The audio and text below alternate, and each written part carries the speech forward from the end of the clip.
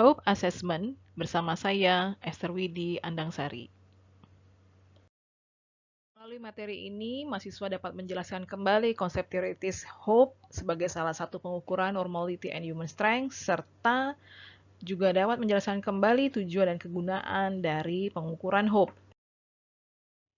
Sebelum saya menjelaskan mengenai pengukuran hope dan juga teori yang melandasi hope, ada baiknya kita menyimak sekilas mengenai positif psikologi, karena hope merupakan bagian dari positif psikologi. Setelah beberapa dekade, pengukuran psikologi berfokus pada persoalan gangguan mental. Kondisi ini mewarnai beragam sektor kehidupan manusia, termasuk para pakar, untuk membuat pengukuran psikologi. Apakah saya punya gangguan mental tertentu? Dan seberapa parah tingkatnya? Ataukah saya tidak memiliki gangguan mental tertentu? Tentunya ini juga mempengaruhi cara pandang para profesional di bidang kesehatan mental. Ada kecenderungan untuk fokus pada pemeriksaan mengenai gangguan kesehatan mental. Yang dilihat hanyalah apa yang kurang pada diri seseorang. Sampai akhirnya muncul konsep positif psikologi yang bukan berfokus pada apa yang kurang dalam diri seseorang. Berawal dari Martin Seligman yang mengemukakan pergeseran paradigma tentang psikologi dari yang bersifat tradisional, kemudian yang hanya berfokus pada apa yang kurang, berfokus kepada positif atau yang disebut dengan positif psikologi, yaitu berfokus pada apa yang ada, apa yang positif dalam diri seseorang. Tujuannya untuk membangun kualitas positif dalam diri seseorang sehingga dapat digunakan untuk pengobatan dan pencegahan terhadap gangguan kesehatan mental. Cakupan positif psikologi menurut Seligman dan kawan-kawan adalah sebagai berikut. Subjective level, individual level, dan juga group level. Pada subjective level terdiri atas dua bagian besar. Yang pertama, positive subjective experience, dan yang kedua adalah constructive cognition about the future. Pada positive subjective experience, berfokus kepada well-being and satisfaction yang terjadi pada masa lampau, flow, joy, the sensual pleasures, and happiness yang terjadi pada masa sekarang atau present. Kemudian, constructive cognition about the future terdiri atas optimism, hope, dan faith. Sehingga kita bisa memahami bahwa hope masuk dalam ranah constructive cognition about the future. Kita bisa memprediksi tentang masa depan melalui hope yang ternyata sumbernya ada di dalam kognisi kita sendiri. Sementara untuk individual level terdiri atas positive personal trait, merupakan kapasitas untuk bisa mencintai dan juga bekerja, courage, interpersonal skill, aesthetic, sensibility, perseverance, forgiveness, originality, future-mindedness, high talent, dan juga wisdom atau kebijaksanaan. Sedangkan pada group level merupakan civic virtues yang biasa dimiliki oleh banyak sekumpulan orang dan juga institusi atau organisasi yang dapat membuat adanya pergeseran individual menjadi semacam warga masyarakat yang lebih baik.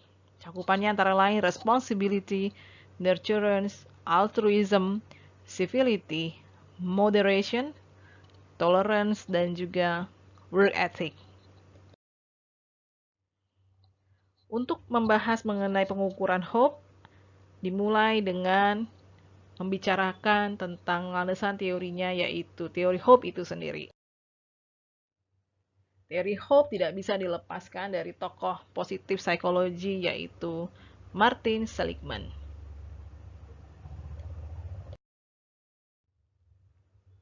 Sekali lagi, saya mengingatkan bahwa hope masuk di dalam construction cognition about the future, di mana hope masuk di dalam bagian itu. Sebelumnya, hope merupakan persepsi bahwa seseorang dapat mencapai goal yang diharapkan. Sehingga goal-directed thought atau pikiran yang terarah kepada goal itu akan membuat seseorang memiliki pathways dan juga agency. Istilah pathways dan agency tetap dipertahankan dalam bahasa aslinya. Bisa juga nantinya akan digunakan semacam istilah yang sampai saat ini nampaknya belum baku, yaitu pathway sebagai cara untuk mencapai tujuan, dan agency merupakan daya dorong atau motivasi untuk mencapai tujuan melalui cara yang sudah dipikirkan oleh seseorang. Snyder, Rand, and Sigmund pada tahun 2002 mencoba untuk memberikan penjelasan yang lebih baru mengenai hope, bahwa pikiran hope merefleksikan tentang keyakinan bahwa seseorang bisa menemukan cara untuk mencapai tujuan yang diharapkannya dan termotivasi untuk menggunakan cara tersebut. Istilah pathways bisa dipahami sebagai cara. Hope juga dapat dimaknai sebagai daya dorong bagi emosi dan juga kesejahteraan manusia. Sehingga kita bisa menyimak betapa pentingnya hope ini yang ada di dalam kognisi kita.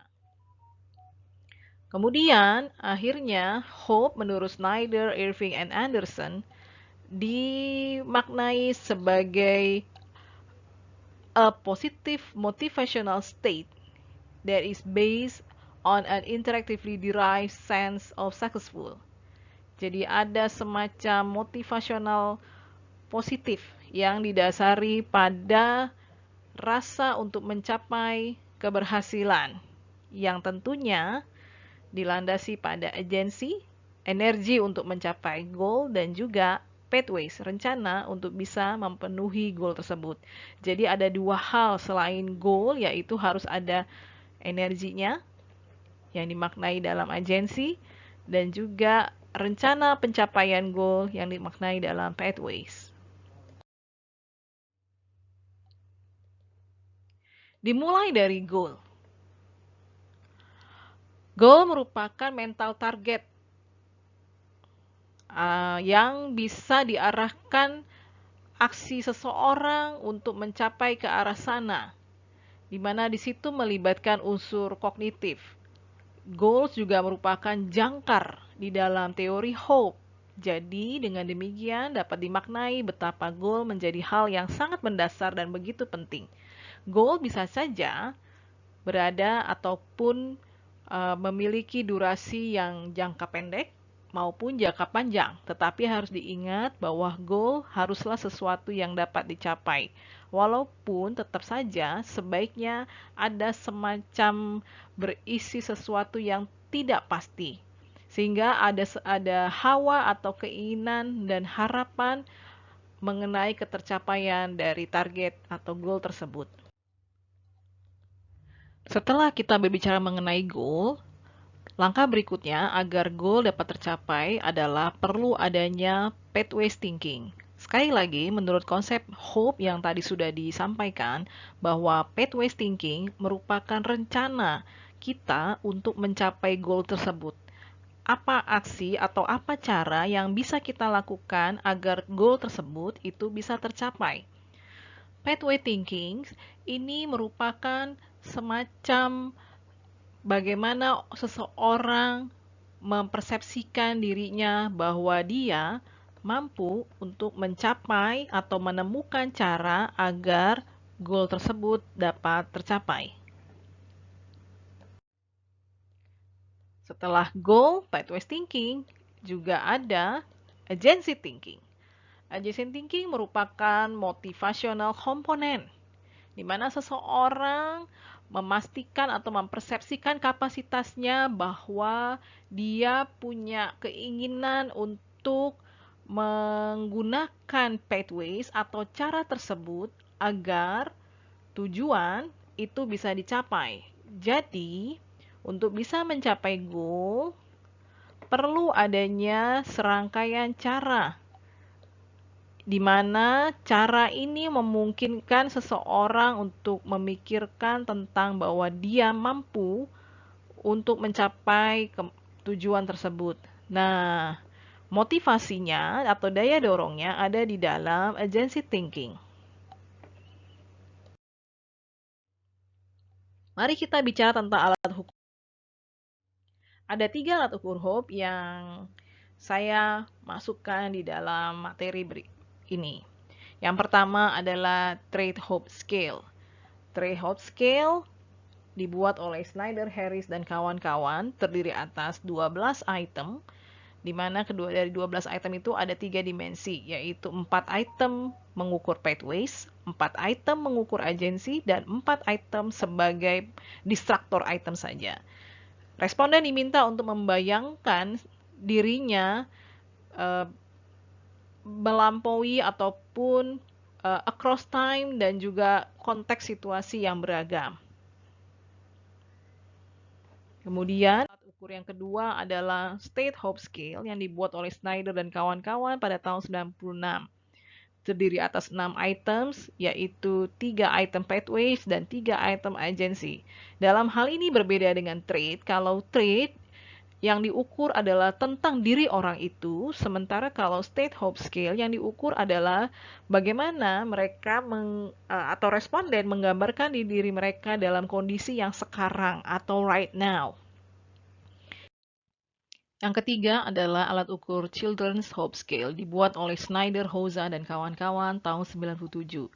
Ditujukan pada anak berusia 8 hingga 16 tahun. Terdiri atas 6 items untuk mengukur 2 dimensi, yaitu 3 item agencies dan juga 3 item pathways. Kita akan fokus kepada Trade Hope Scale. Secara tertulis di panduan Handbook of Positive Psychology Assessment, di situ dituliskan bahwa setiap responden diminta untuk membaca secara seksama setiap item yang ada. Kemudian memilih salah satu dari skala yang ada yang menurut responden itu sungguh-sungguh menggambarkan tentang kondisi diri mereka.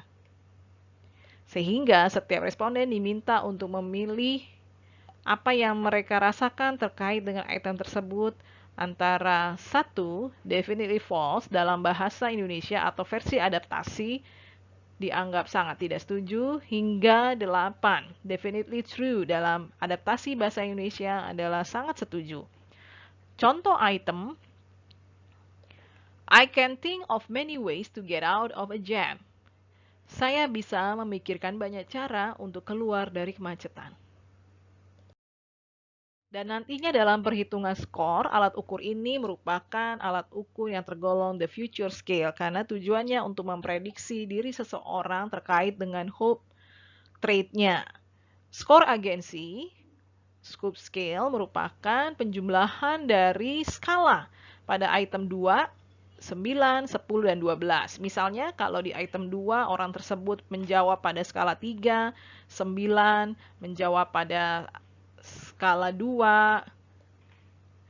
kemudian 10 menjawab pada skala 1, dan 12 menjawab pada skala 8, maka semua angka-angka ini dijumlahkan. Demikian juga dengan skor pada pathway subscale, itu juga dijumlahkan skala pada item 1, 4, 6, dan 8. Item yang tertera pada dimensi distracted item dalam hal ini tidak digunakan untuk penjumlahan. Dia digunakan hanya untuk semacam mengecoh agar orang tidak menjadi terbawa pada item yang dimaksud. Sehingga total score hope merupakan jumlah dari skor agensi dengan skor pathway. Assignment, Anda diminta untuk secara individual mengisi alat ukur Trade Hope Scale yang akan kami edarkan secara online lewat Teams berupa Microsoft Forms. Setelah Anda mengisi, Anda diminta menghitung secara mandiri perhitungan skor tersebut. Coba Anda perhatikan berapa total skor Hope Anda. Kemudian silakan Anda beri makna dari skor tersebut atau memberikan interpretasi secara subjektif Anda. Anda diminta untuk menuliskan hasil interpretasi tersebut di dalam discussion forum Binus Maya paling lambat pada Selasa 9 Juni pukul 23.59. Anda bebas menggunakan sistem interpretasi yang Anda mau. Anda boleh menggunakan penormaan secara subjektif melalui kriterion.